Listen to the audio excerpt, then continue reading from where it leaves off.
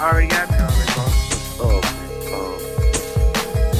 I don't know how to tell you, but I got this motherfucker stuffed like a motherfucking baked potato.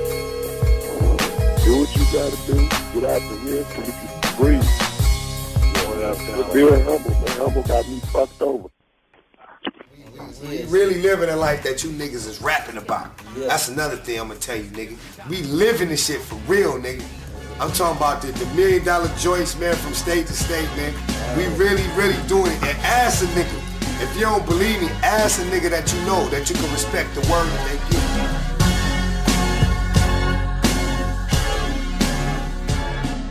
The year was 2000, and hip-hop was on the rise, steadily moving to the forefront of American pop culture. Crews and companies were emerging everywhere. Stars were being born every day. No alarm bells rang when an obscure but very well-funded entertainment company named Black Mafia Family entered the public eye. They were opulent, they were excessive. Known for arriving in lavish motorcade, congregating in droves, and buying out the bars and elite clubs in every major American city. But that was the culture. That was the business. By 2005, their brand had taken hold.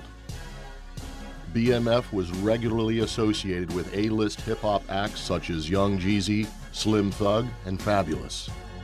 At their high watermark, billboards that read, "The world is BMF's," could be seen throughout major American cities, seemingly a testament to their success in the entertainment industry. But by the end of 2005, a sinister shadow was cast.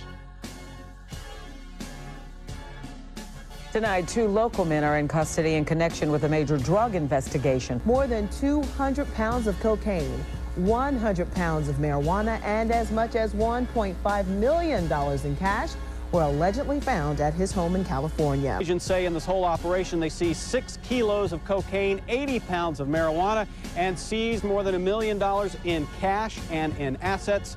We expect to learn more about this operation in the coming days. After years of covert law enforcement investigations, it was revealed that BMF was actually a cold, calculated criminal enterprise, hiding behind a very public disguise. Over the course of 15 years, the crew had made over $270 million in trafficking cocaine around the country. As the investigation unfolded, over 150 members of BMF were indicted, and the Black Mafia Family was named one of the largest domestic drug distribution organizations in American history.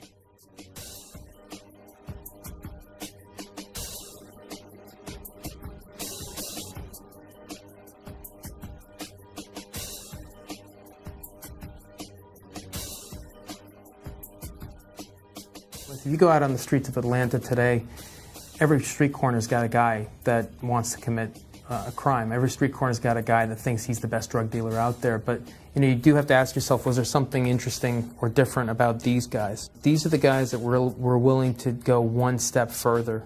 They were the guys that were willing to innovate one step more than the next guy was. Incredibly self-confident, strong-willed, and willing to think outside the box. In order to run a big operation the kind that BMF did, you've got to be a planner, you've got to be a thinker, you've got to be someone who can imagine a future, where your business is growing and where your reach is growing. And most of the guys that you talk to on the streets, they're interested in getting their money today, right then, right there. And these guys, I think, they were willing to think beyond that. They wanted something bigger for themselves. You have these 2 brothers who came from Detroit, came from nothing, and built literally a $270 million, by conservative estimates, organization, employing 500 people. Everybody who's described it to me, who's worked on it, has called it the biggest case they've ever worked on. The whole idea of a Black Mafia Family was like a ghost story. Cops told it like you would tell it to your kids. There was no presence. You didn't see them anywhere. But if you asked people on the street, you mentioned BMF, they wouldn't talk about it. So it was very real to the people who were selling drugs and doing drugs, but to the rest of us, we had no proof that that existed. Truthfully, a lot of stuff that sounded like urban legend, it sounded like too big and too much to be true.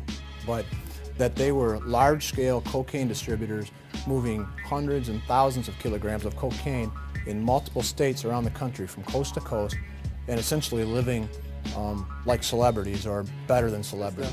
They were taunting us. You know, it was probably no secret to them that we were after them. They just thought they were untouchable. They were far enough removed that nothing was going to happen to them. One of the investigators said, you know, all cocaine is 3 generations away from BMF.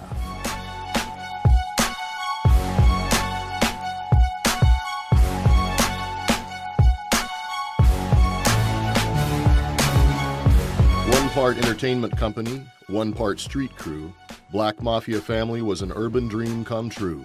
The combination was so seductive and so lucrative that during their peak, BMF had 400 people on their payroll. Where you from? I'm from the Black Mafia Family, the biggest gang in the world.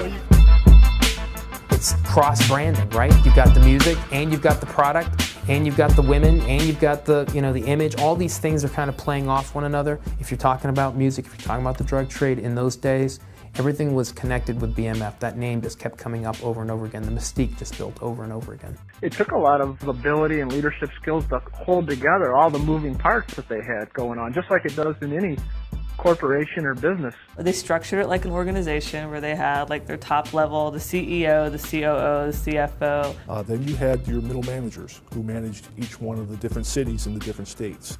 And then you had your logistics, you know, your couriers. They were a very good crew as far as a drug organization. They were really, really organized. They had a lot of people working for them. They had a lot of people eating off them. There's the caricature and the stereotype of what a gang leader is or what a drug lord is.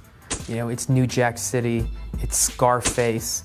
But you know, the reality of it is you get success through planning, through patience. And I think those guys, they had a much more sophisticated view of what this was about. They didn't say, I'm the drug lord and I'm going to act like a drug lord. They were focused on making money.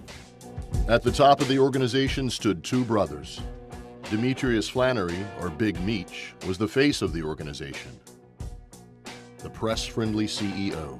Demetrius tended to be more flamboyant. He was more public. He had a bigger-than-life persona, and he liked portraying that. Terry, Southwest T, was the younger brother and had no interest in the attention. Seldom seen, he was the architect of the operation, the planner, the mastermind.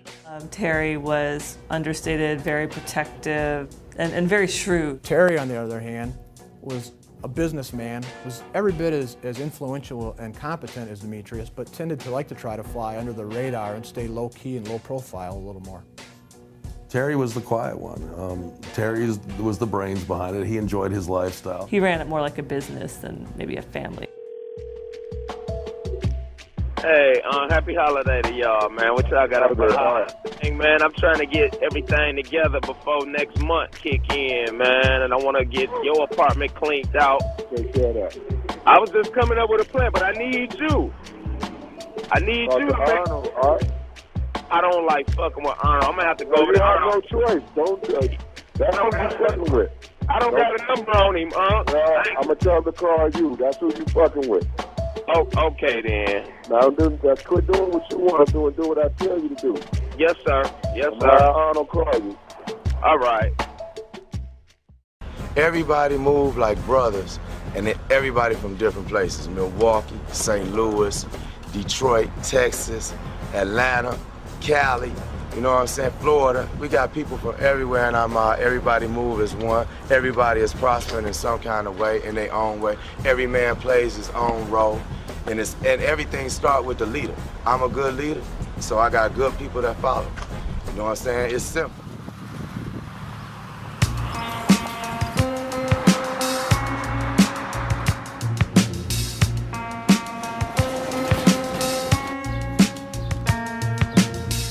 The Black Mafia Family was an ambition 20 years in the making, arising from the hard streets of Detroit. Meech and Terry got into the drug game for one simple reason. They no longer wanted to be poor. By the late 80s, Meech and Terry led a small drug ring, peddling crack cocaine at local high schools. And that's not to say that everyone who lives in these neighborhoods buys into a criminal lifestyle. But in a lot of these neighborhoods where money's scarce, opportunity is scarce, most of those people, if you called them on it and said, how can you allow this stuff to happen right outside of your home? Most of them would turn around and say to you, well, how can you criticize me for this when I have nothing? Terry and Demetrius Flannery grew up in the hard scrabble area of Southwest Detroit right up against the cities of Ecorse and River Rouge. Very blue-collar, tough area. And they grew up on a dead-end street, 1555 South Edsel, a gray, nondescript home at the end of the street. You know, Meech had told me the gas would get turned off in the winter, they'd have no heat, you know, and he watched his parents who worked have to struggle through that. I mean, he told me straight up, he's like, yeah, a job at McDonald's wasn't gonna cut it. I learned that. There was another route for me. He's very unapologetic about that. You get the Flinneries back in the 80s, you get a couple guys who are kind of independent traffickers out there moving kilos and making a buck, but they don't have this monstrous organization and don't have the leadership skills and aren't as charismatic as they are in 2000.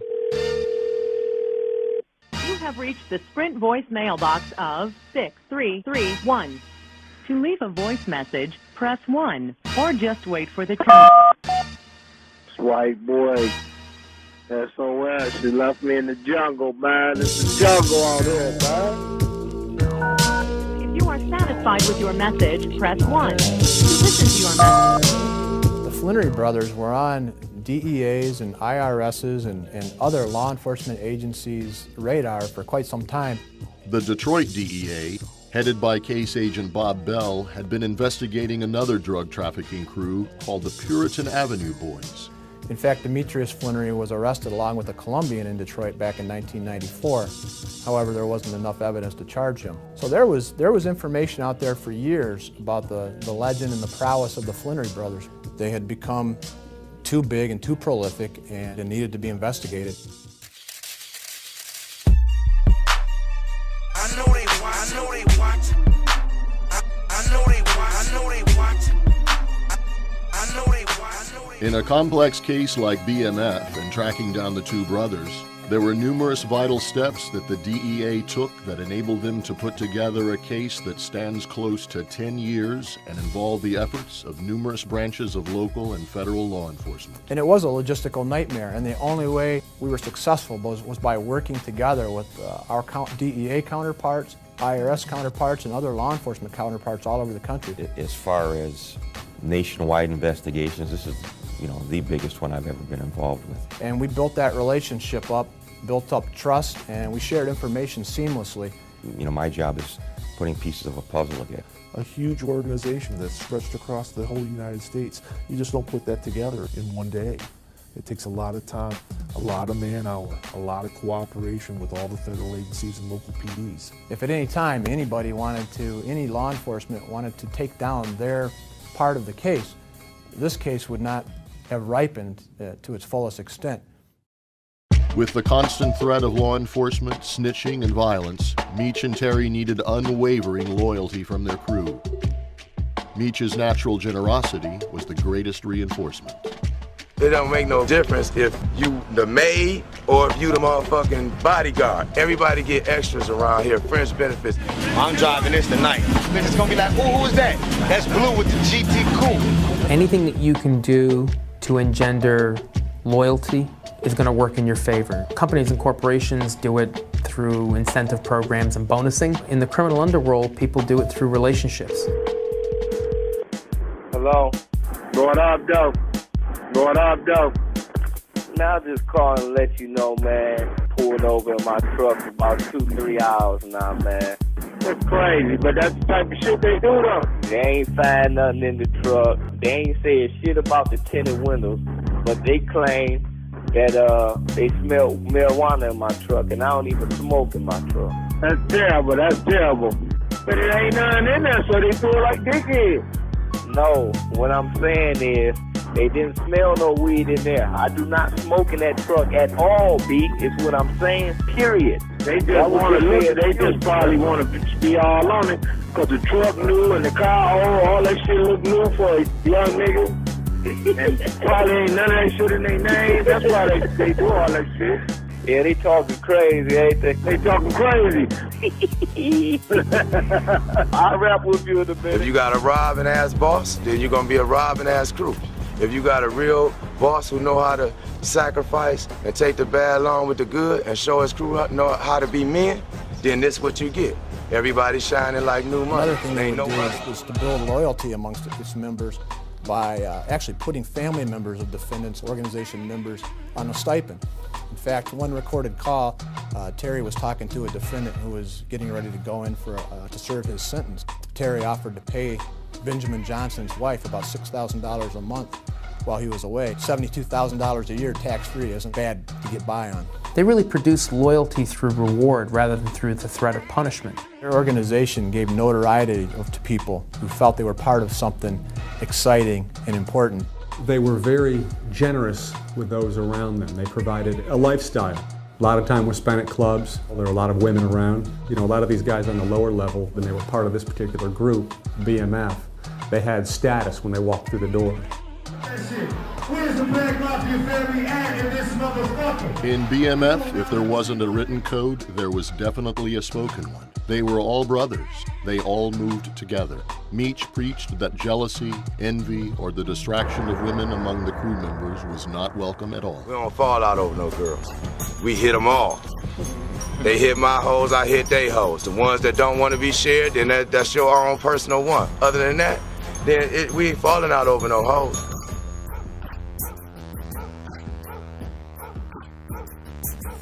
From the onset, Meech and Terry proved to be resourceful business partners capable of capitalizing on every opportunity. When Terry was younger, he was a bystander to a shootout, and his right eye was grazed by a stray bullet. Doctors botched the surgery, and he was awarded a cash settlement, so he used that money to establish a legitimate sedan service in Detroit. The sedan service not only provided a legitimate front to wash the drug money, it provided a discreet method to transport large quantities of drugs. But that actually became sort of the skeleton of much more advanced fleet of vehicles that would eventually move thousands of kilos of cocaine across the country. Yeah. Hey, boss. Did the black car get there yet? No, the black car, no, it's not, but the gray one left yesterday. All right, that's good. Ask Lou, do they want to go home or do they want to get in the black car when they get there?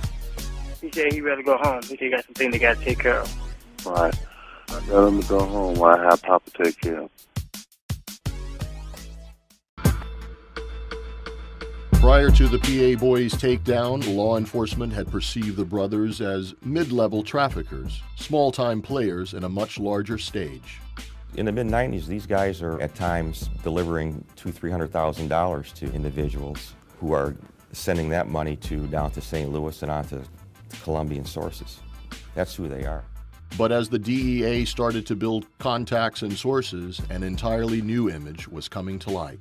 What happens is in December of '03, early '04, Bob Bell, the other DEA agents, start contacting their sources to try and get as much information as they can on the Flannery brothers. Now they start hearing stories about how Terry's got a mansion out in California, Meech has got places down in Atlanta, they're driving all these high-end vehicles. That's what you're hearing from sources. For years, Terry and Demetrius Flannery attempted to live like ghosts. Going back probably 10 years worth of income tax return records, there were no records of them ever having filed. Along with that, they each had about at least 5 or 6 aliases and had that many different fictitious driver's licenses in several different states. From the mid-90s to early 2000, Meech and Terry went from a $1 million a year business to a $1 million a week business. The only way to achieve that kind of growth in the drug trade is to increase the supply of your product. And that usually means cutting out middlemen and getting closer to the source. When you look at the industry with the drugs and how the movement of drugs come here in the States, the American blacks don't really control that trade. Demetrius Flannery went out to California. He just went out there looking for sources. He hooked up with one of the co-defendants, Wayne Joyner, California guy who knew some Mexicans. Meech and Terry may never have risen above middle-class dealers had they not met Wayne Joyner. He became one of the Flannery brothers' key people. Wayne Joyner was a drug trafficker from California who had good connections. He knew guys that could do houses, he knew the car guys, he knew the Mexicans.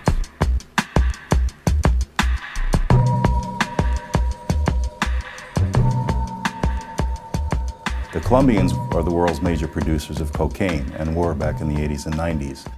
But when the DEA started to really hammer the cartel's transportation through the United States, in the Caribbean and Florida, then the Mexican trafficking routes became more important, and they started paying the Mexican traffickers to take the cocaine into the United States through Mexico. Eventually, the Mexican cartels took over all of the transporting of the cocaine and getting it into the United States, about 90% of all the cocaine. Securing the Mexican source provided Meech and Terry with almost an unlimited supply of uncut cocaine for a substantially lower price than they could get from any U.S. distributors. That they were purchasing at the time for $15.5 per kilo, and the BMF organization was moving at least 600 kilos a month. This allowed them to literally corner the market. Not every even top-level drug dealer in a major city ever gets to that point. You have to have something special to get the trust of the cartels. They expanded their enterprise, establishing hubs in 11 states to unload their product. Terry moved to California to receive the bulk shipments, and Meech moved to Atlanta, which was an ideal distribution hub for all of Eastern America. There's about 10 different highway routes that you can take out of the city to get out of here. And that route going from Florida all the way up through to New York, Philadelphia, and Boston, you got to go through Atlanta to get to those places. It's just physically, it's a great place to be. And also, it's a big enough city and already has enough of a drug culture of its own to provide cover for those people who are moving through the city itself. Atlanta was definitely becoming a strategic location for the drug trade, but the culture attracted Meech too. By the late 90s, Atlanta had become a hotbed for activity for the hip-hop industry. Rappers were playing the streets with mixtapes, and famed producers like Jermaine Dupri, Outkast, Goody Mob, and Ludacris were attracting national attention. Hip-hop as a business has two very distinct worlds: the streets and the boardroom. As it became mainstream, hip-hop started generating more money than anyone expected. With the connection to the streets comes the element of the criminal underworld. There is no secret that hip-hop record labels were being started with drug money. Jay-Z, for example, has always been honest about his previous life and how he left paper bags filled with cash for radio DJs. Meech, too, was captivated with the allure of the music industry, and as he gained more money and power through his ever-expanding drug empire, he set his sights on conquering a new frontier. When the Detroit DEA decided to investigate the Black Mafia family, they knew the organization was going to be tough to penetrate. It was such a tight-knit group. There was no way to get somebody in. We could make buys from the underlings, but as far as getting somebody into the organization itself, it wasn't going to happen. But early on, Bob Bell and his team got a lucky break. Using confidential informants enabled the investigation. They were able to identify a phone number for a BMF manager named Benjamin Johnson. Shortly after, they successfully got a court-ordered wiretap to listen in on his phone calls. After only a few short weeks, the Detroit DEA struck gold. A couple of weeks into the wiretap, we intercepted a call, and we didn't have the person's name, but we immediately knew that it was Terry Flannery by his commanding voice and Benjamin Johnson's respect and deference for Terry. What up, though? I need you to fly to Florida and drive this car back to Detroit for me. Okay, when you need me to do that, sir? As soon as possible. Okay, that's not a... Fly to white boy. Yes, sir. You gotta drive this car like you got some sense, because a hurricane gonna come that way. Okay. We immediately knew we had Terry and knew we had an important phone to target for the next wiretap. Getting a wire on Terry's phone was the turning point in the DEA's investigation. They had finally infiltrated the inner sanctum. For Meech and Terry to successfully run a nationwide trafficking organization, they needed to establish a protective infrastructure. They set up stash houses in key hub cities, always in other people's names, and usually in mansions in upper-class neighborhoods. There is something that you get for living in those kinds of neighborhoods, and one of them is it's a safe place, not just in terms of keeping it away from the police, but in terms of keeping it away from other offenders. Somebody knows that you got $9 million worth of drugs in your house. They're going to come looking for it. The various stash houses had nicknames. There was the Elevator, the Gate, the White House, And then there was the infamous Space Mountain, a modern multi-million-dollar enclave that had a perfect wraparound driveway for limos to deliver 200 kilograms of cocaine, located in the heart of Buckhead, the wealthiest neighborhood in Atlanta. Buckhead residents are snooty. They don't like outsiders, but how a large national black organization managed to, with the flash and the bling and the rims and the cars and the girls, how they managed to do this and nobody complained in a neighborhood where they complain if your dog walks on your curb. Even the day we took everything down, we had more people on our backs about that. You know, we were making noise. But it was like, yeah, we made noise, but they never complained about him. In charge of the stash house was J-Bo Brown, Meech's second in command. J-Bo was really just kind of being the general manager of BMF. He would be like at the stash houses when the drugs would arrive. Like Meech would never be in the same room with drugs or anything like that. So it's almost like doing some of the dirty work that Meech really couldn't do or wouldn't do. So he was the guy who was really just running the ships for him. Another innovation that the two brothers used, which was not all too uncommon, was sophisticated traps in their vehicles to hide the cocaine and the money as they moved city to city. When you have cars like this and they want to build secret compartments, how does that work? You have people that sell jewelry for a living. They need to carry around their products. They need to carry around money. Sometimes they have weapons for their personal protection. It varies according to what you want to put into the vehicle. Basically, in a vehicle like this, you know, we could take this entire area. We could take that carpet and we can cut it. We can reattach it to a piece of aluminum and bolt that to a welded enclosure under the vehicle. Then we can make that piece pop open. We can make it motorized up. We can make it airtight. We can make it waterproof. We can make it however you want it, and it would look like there's nothing there. You could take this vehicle back to GM and they wouldn't even know it was there. They had a Lincoln limo. They had about $1 million in a secret compartment, and no one was able to find this money until 2 years later. They can be built that sophisticated? Yeah. Every vehicle was a moving trap. They were amazing. I mean, I had to admire their ingenuity.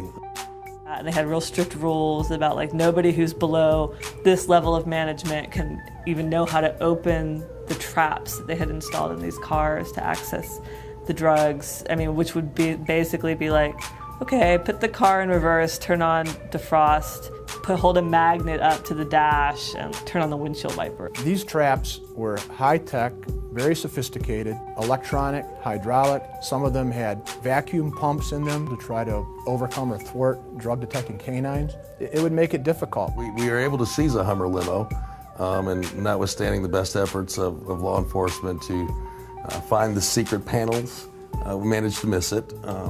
I think a year or so later, the man who bought the limo managed to find the $1 million in it.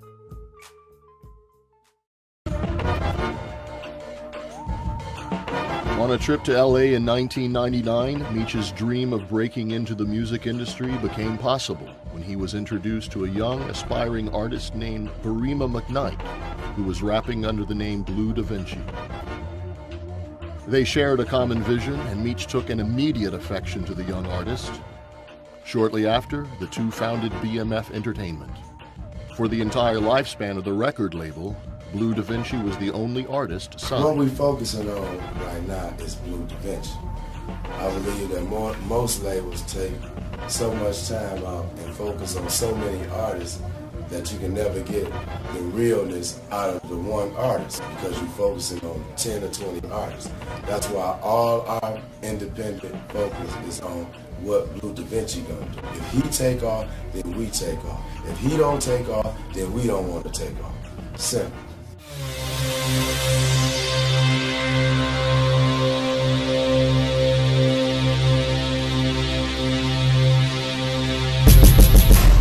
The business that they chose to hide behind, to use as cover, was also an industry that was critical for improving their reputation and providing them with the social capital that they needed. It created loyalty, it created a mystique, it created interest, and it provided a fantastic cover for them. It was totally realistic. When you see these guys and say, well, they're part of the music industry, they look the part, they act the part, they understand the culture of the hip-hop lifestyle. It's not like they were trying to open up, you know, a bunch of McDonald's or something like that. And this BMF entertainment thing is more than just a record label, production, some niggas doing music, or just some street niggas, man. This is really all about going state to state and linking up motherfuckers from the streets, man, from all over. No matter where you from, no matter what you look like, how fat you are, or whatever. You know, niggas that got a little money and a lot of sense, man, we looking for. And start making some of these black dollars happen, man.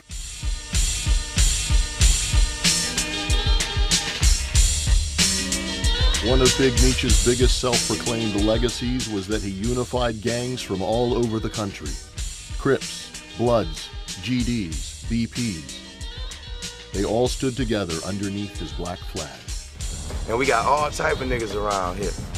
Short niggas, tall niggas, bald niggas, light skin, dark skin, braids, dreads, fat, whatever you want. We do it all. We don't discriminate.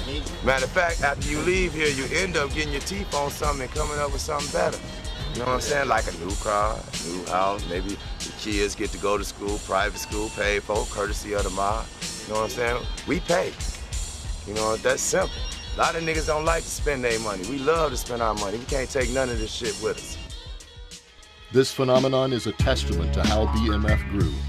Most guys who want to establish a drug empire, they're going to go off of the stereotype of what you believe you have to do to get there. And part of that is the violence. With daily images of cartel-related bloodshed being broadcast from the southern borders and gang violence running rampant in our own cities, we have an immediate prejudice that the drug trade goes hand in hand with violence. Meech and Terry took a different approach to extend their reach. Upon entering new territories, they presented themselves as businessmen, and through diplomacy, they created alliances with existing criminal entities. They kept their eye on the ball, because, you know, you get enough bodies laying around, and law enforcement attention is going to come your way probably faster than when there's not that type of activity. In a way, that's what made them so successful, because they never engaged in a lot of violence, so that the attention was never drawn to them in the way that it might be to another group of people. As much as Meech was a natural negotiator, the bottom line was probably the most persuasive element in BMF's success. With their vast supply, the brothers offered kilos of coke for only 17 grand, $2,000 to $3,000 less than their competitors.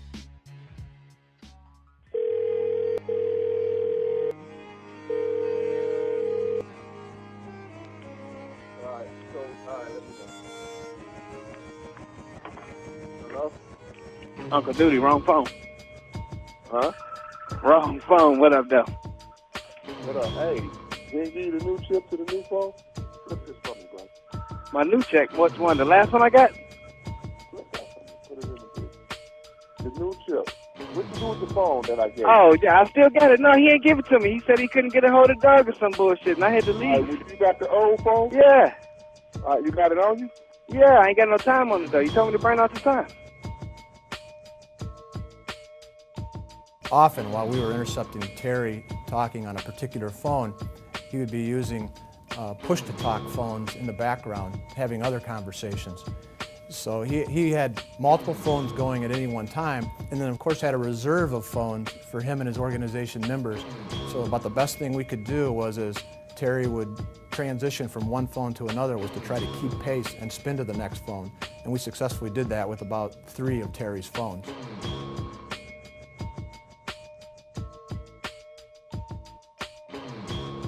The DEA sat back and listened for 5 months as Terry laid out the foundations of their investigation. It is from this monitoring that we're able to find out information about the participants or co-conspirators. We're also able to determine whether or not there's any drug activity taking place. We were able to listen to Terry direct a driver to take some kilograms of coke down to Louisville, Kentucky for distribution. That aided us in conducting a traffic stop and seizing 10 kilos in that particular load vehicle. This case could have ended with the wiretap on Terry's phone. DEA had him directing a guy to take the dope down south. They intercepted that car, got the dope. There was a decision made, DEA, IRS, and with the blessings of the prosecutor's office, that, you know, we're going to take it as far as we can go. You know, we're going to identify all the members of this organization. We're going to identify all the people who are helping them launder their money. And that's what happened.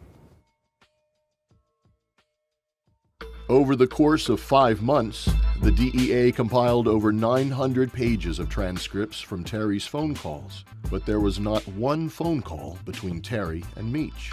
Terry used to like to dilute and reconstitute his kilograms, stretching the number of kilograms to increase his profits, while Meech's theory was don't sit on it, move it, and he enjoyed a reputation of distributing very pure kilograms. So on the street, Terry's cocaine was referred to as Moet, not bad champagne, but Meech's is referred to as Cristal, top shelf champagne.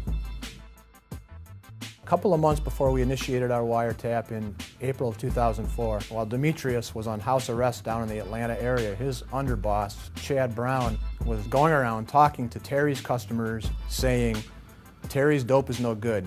He dilutes it, it's poor quality. You should be buying dope from Demetrius and our side. That upset Terry very much.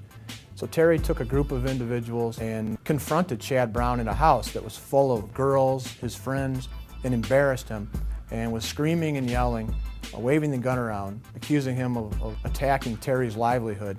Demetrius believed that Terry should have had that conversation with him out of loyalty for his side of the organization. He said, Terry may be my brother, but we're done. And it probably was the reason that we were unable to identify a phone for Demetrius and never successfully intercepted any of his phone calls. We coming in at the top of the game. We got all the cars we want, all the houses we want, all the clothes we want, all the jewelry we want, and all the hoes we want. And we don't need nothing else but to make good music. By 2004, Meech had solidified himself as a public figure. He was actively sponsoring young rappers in and around Atlanta. His father was a musician. He surrounded himself with musicians. I think that he had a genuine love of the rap scene in Atlanta in particular, which was blowing up in a big way at the time, in large part thanks to his willingness to sort of sponsor rappers. He really did think that if he could get one big break on his record label, that he might be able to stop with the illegal stuff. Maybe that's not reality, but that's what he said. Meech pumped excessive amounts of money into Blue's hip-hop career, believing that his financial backing could launch a young rapper into stardom. At a time when most record labels were faltering and budgets for music videos were being trimmed, Meech spent a little over $500,000 on a little-known track, We're Still Here.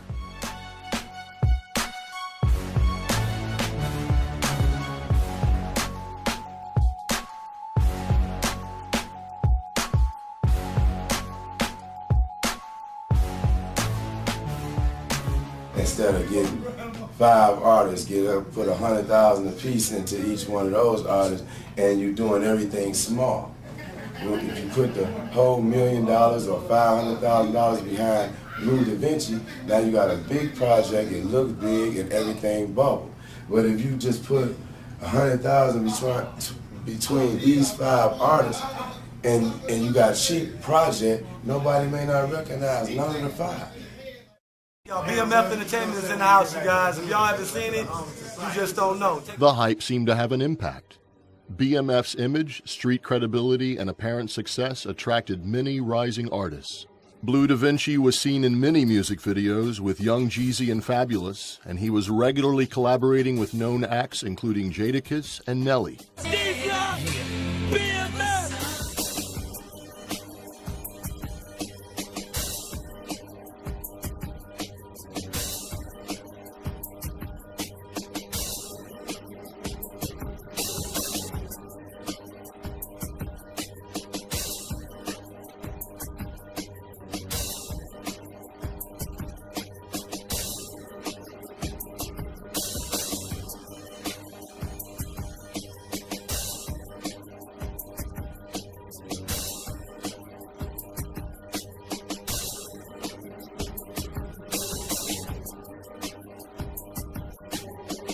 Something, nigga. It's a real movement going on right here. Young Blue Da Vinci, Young Jeezy, Baby D, and the rest of the motherfuckers that roll with the BMF Entertainment Squadron, nickel.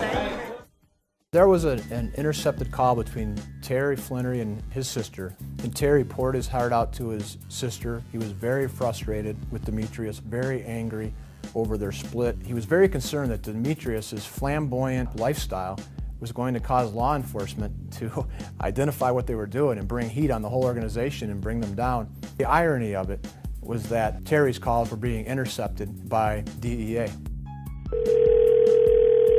How you doing today, sir? What up? I still feel like I'm on a tight tag. When you got pulled over, you gave me your real name? I gave him everything, and you know what he gave me a problem about? That can. What can? About over there. About that other situation. Yeah, that's what they said. They sent the people to the house about that. Yeah, because he went real crazy over that, too. But he was mad because he couldn't find nothing. That's why he did that, too. All right, so I know what to do for that. Okay, thank you, sir. All right.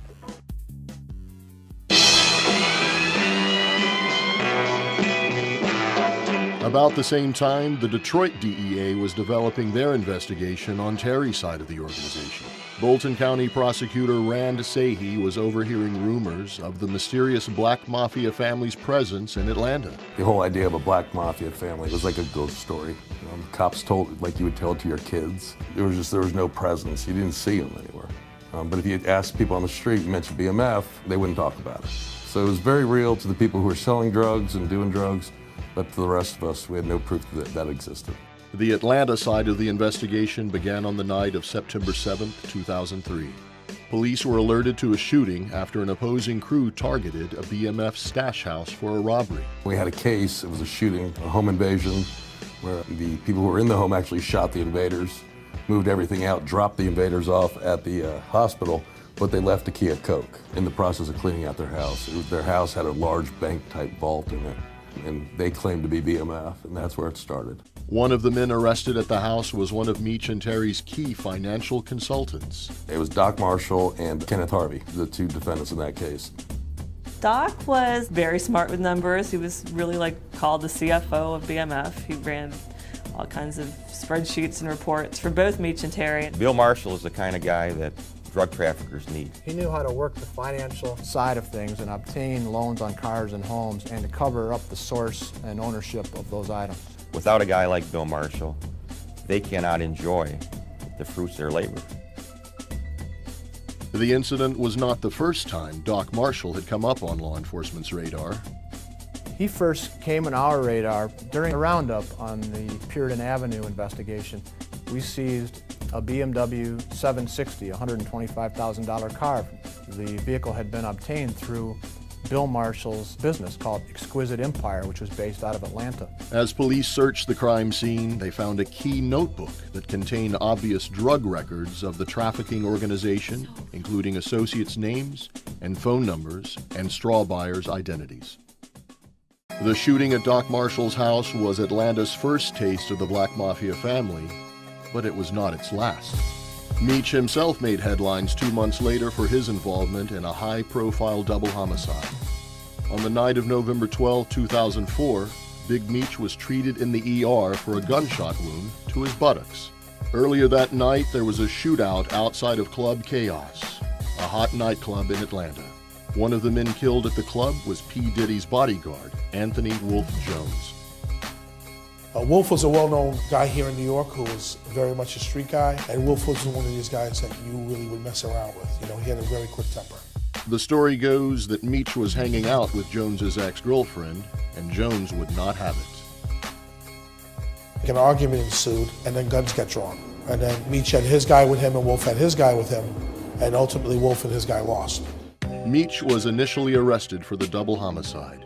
The Atlanta Police Department conducted a search on a mansion they believed to be Meech's residence. They hit this Bel Air Lake house, the White House, which is a Flannery house. They go there looking for a gun that they believe Demetrius Flannery may have used in the shooting at the club down there. Although the murder weapon was never found, a notebook similar to the one seized at Doc Marshall's house was recovered.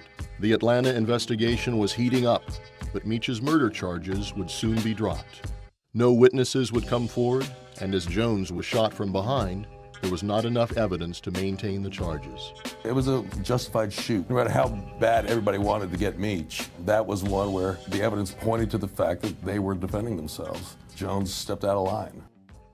Over the course of the next 3 years, the Black Mafia family's reputation in Atlanta grew more imposing and violent. They were violent. They would walk into clubs and take over the clubs. They wanted your girlfriend, they'd take your girlfriend. They wanted your car, they'll take your car. And there was not a damn thing you could do about it. The gang's numbers swelled, and their ominous presence loomed throughout the city's nightclubs. There were stories of people getting thrown off balconies at bars, punched in the face and kicked and stomped.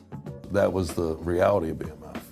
You know, so for every grandmother whose grocery bill they paid for at Publix, there was 3 grandsons lying in the hospital somewhere with broken bones.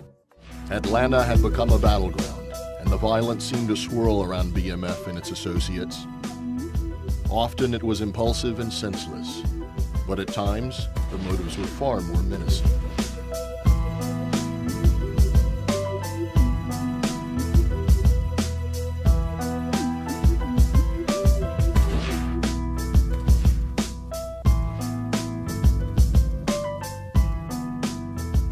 I got some shit that'll stand you up, and I got some shit that'll take your life in this motherfucker. Nigga, this that 357, nigga, that Trey Pound, nigga, Magnum, nigga, with a lot of gunpowder behind each shot. It's that shit that's gonna blow you about 4 feet back, nigga. I only got 6 of these shots. I only need 1.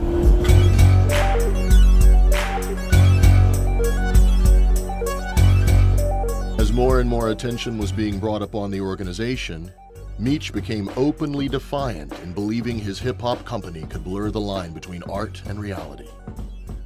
Probably no secret to them that we were after them. They thought they were untouchable, and they were taunting us. Blue, man, this man is interfering with my business. You need to get down here and talk to this man. I don't know what's going on. I'm trying to count this. I don't know why somebody let him in the room to see what's going on anyway, man. In 2004, he even commissioned billboards in Atlanta claiming the world was BMF's, a throwback to Scarface's mantra. The billboards was when it was enough was enough. That billboard was always a bone of contention with the district attorney himself.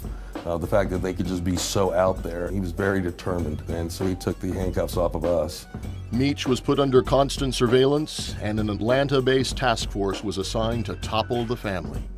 They used similar strategies of the Detroit DEA and got a wiretap on a low-level dealer. Once the wires were running, they were manned 24/7. I don't believe that we ever came off of them. And then a lot of the agents, Chip Cook, Mike Hannon, these guys would come in when they weren't scheduled, just to go back through and review. They put the case together.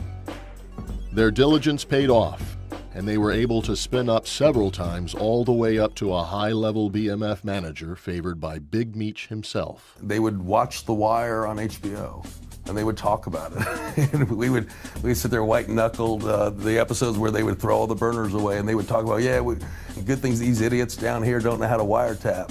Or, you know, or they get paranoid and go, let's just text. Or they say, call me on this number. Talk about, you know, kilos of cocaine, being like, hey, did you pick up the trees? You know, I got 50 trees sitting in my car. They gave us a blueprint to what they were going to do every time.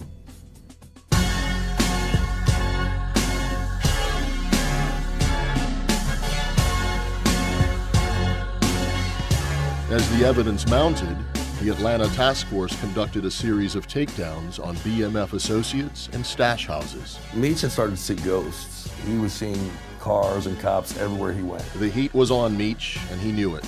He pulled his crew out of Atlanta and headed toward Miami. He had a female assistant, Yogi. She disappeared first. Once she disappeared, we knew that this was in the wind, so that's when we decided to do all the warrants. He was ordering everybody out. People were scrambling. It was almost anticlimactic. There was no arrests. We hit all the houses and everybody was gone. Meech had adhered to a strict doctrine: never talk on the phone, never be around the drugs or the money, never put anything in your own name. He thought this code would insulate himself from law enforcement, but now he found himself on the run. A lot of times, the dope never touches the hands of your top-level guys. So sometimes the only way to link them to that dope is to follow the money back to them. The $1 million joints, man, from state to state, man. We really doing it. Large sums of cash. Well, where's that coming from?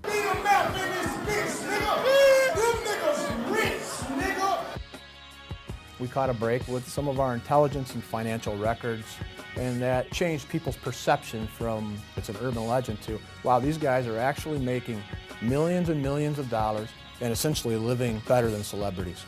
I mean, flying around in Learjets, staying in presidential suites, living in multi-million-dollar homes in multiple states. Meech was down in Miami. There was a place he was renting there, this gated house, at like 30 grand a month. Every place we stay at, LA, Atlanta, Detroit, we have homes, our own homes. We don't have to go in and rent shit. We got our own houses, we got our own cars, we got our own hoes, we got our own clothes. It was claimed that the funds were legitimately being generated through the entertainment branch of BMF. You don't know all the money that Demetrius Flannery spent in the clubs, or on clothes, or on girls, but and we know from the investigation that was documented, $1 million plus in cars purchased, $400,000 in cash for a car, $250,000 in cash for a car, $100,000 in cash for a car. Terry Flannery's house on Mulholland Drive, 600 and some thousand cash through bank accounts to, make that purchase. To put a number on it, I mean, millions.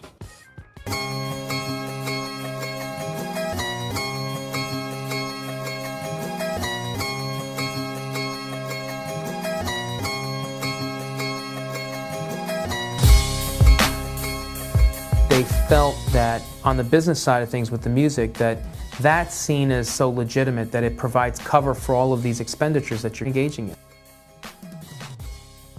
Meech had a fleet of luxury cars fit for a sultan. Rolls-Royce Phantoms, Bentley Continentals, Lamborghinis. Apparently he maybe had the only white Maybach in the United States. He had one shipped to himself in Saudi Arabia. It wouldn't take an auditor very long to realize that there was way more money being spent than would be coming in through hip-hop. For Meech's 36th birthday, he threw himself a $1 million star-studded party at the Atlanta nightclub compound, complete with champagne fountains and live exotic animals. That's the part of him I really like, the Meech of the Jungle birthday party. I think those were the fun days of Meech, him telling Atlanta he was there. And then came the strip clubs. BMF was notorious for their overindulgence in the nightlife. I was in the clubs at the time when the BMF guys were here in New York where they were spending tons of money. Girls would just pick them up. They would have a payday when BMF came to town. BMF would go out in droves. Each member would get his own $400 bottle of Cristal champagne. The clubs either alternately loved it or hated it when they came in because they would sell out of champagne on the one hand, they'd have to deal with sort of the threat of violence. And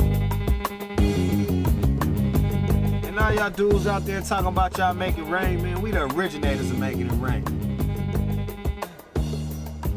That's a message to everyone else. I've got so much money, I can literally throw it up in the air and not even care about it. When we go out at night, whatever we spend, 50,000, 100,000 in the motherfucking club, we can afford to do it because we ain't bring it all with us. A lot of niggas don't like to spend their money. We love to spend our money. We can't take none of this shit with us. None. Ain't no armored trucks pulling up at no funerals.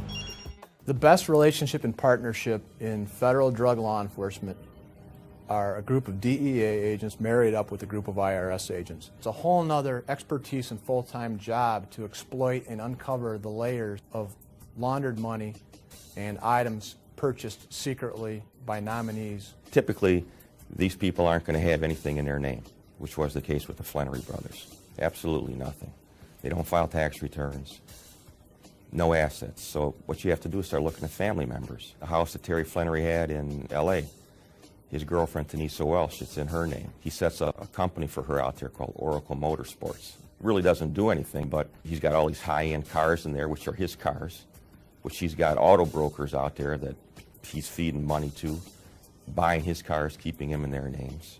For years, IRS agent Scartozzi traced the money back to Meech and Terry, continually uncovering more and more people who helped the two brothers to hide and launder their money. Terry had a girlfriend here in Detroit. He had a house for her in Canton. Started looking at how's this young lady buy this house. Shows she put, $100 and some thousand down on it. Well, how she put that, where'd that money come from? Cashier's checks that came out of a credit union. Where'd the money come from to fund those? It's just a matter of, you just build and piece and piece.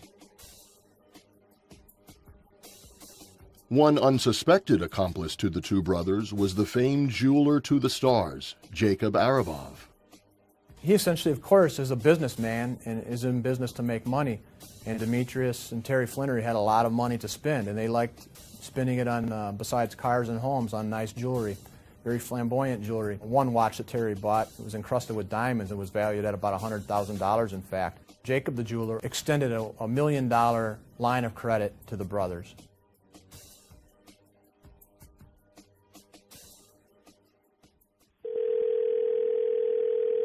To leave a voice message, press 1, or just wait for the tone. White boy, SOS, you left me. To leave a voice message, press 1, or just wait for the tone. White boy, SOS, you left me in the jungle, man. It's the jungle out here, man. If you are satisfied with your message, press 1. To listen to your message. On October 28, 2005, the long-awaited federal indictment for Demetrius and Terry Flannery was unsealed. 25 BMF members were initially charged with a range of felonies, including money laundering, conspiracy to distribute cocaine, and for the brothers, running a continuing criminal enterprise.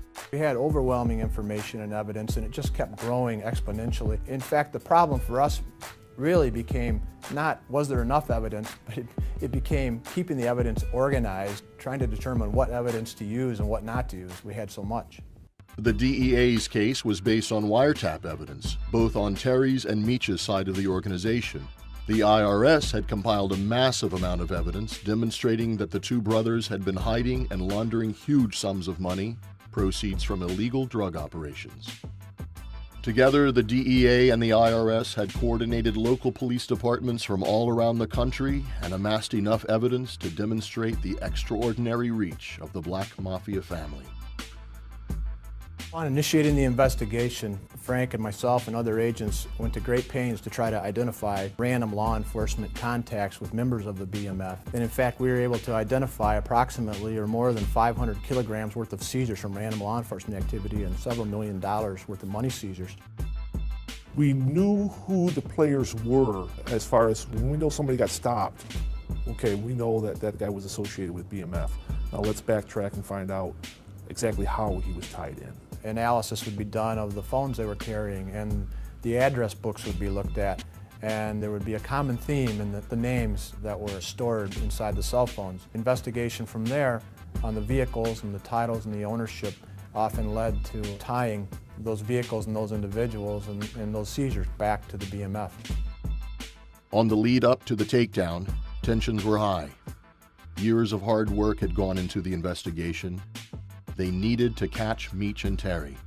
It was a concern that Terry and Demetrius might get away. They had passports. They were worldly. They had traveled to Europe and elsewhere and had the means to disappear. And if they disappeared, my way of thinking is that the case was a failure. But the marshals doing what they do well, they came up with some information about Demetrius's whereabouts. They actually arrested Demetrius in Frisco, Texas on October 20th. Terry was taken into custody in the St. Louis, Missouri area the day of October 26th.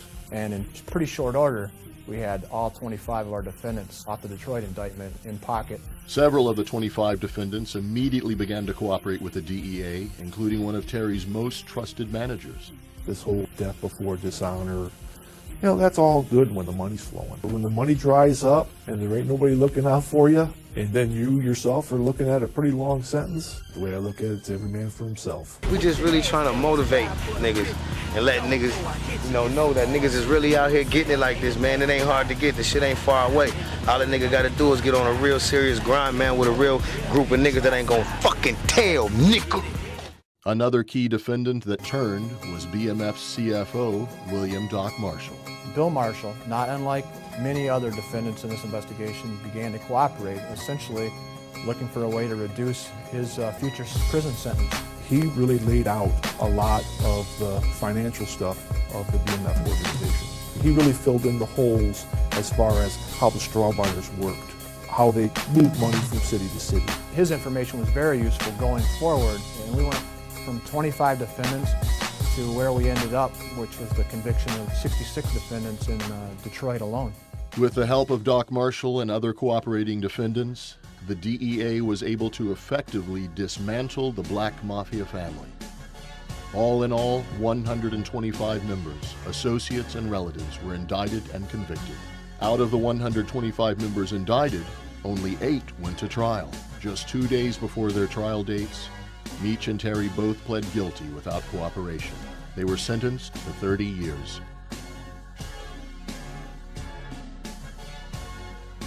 Both Demetrius and Terry Flannery and almost all the rest of the members of the organization realized that the evidence was absolutely overwhelming. So pleading out to 30 years, I suppose, seemed a little bit better than life.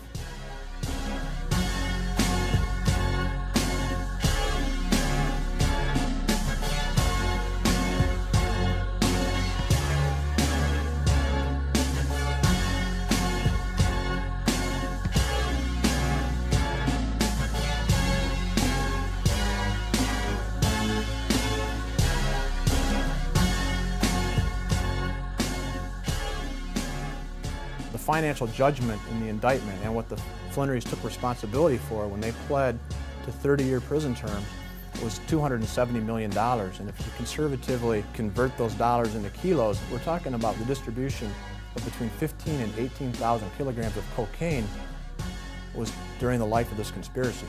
And this, one of the largest homegrown domestic distribution organizations in the history of our country.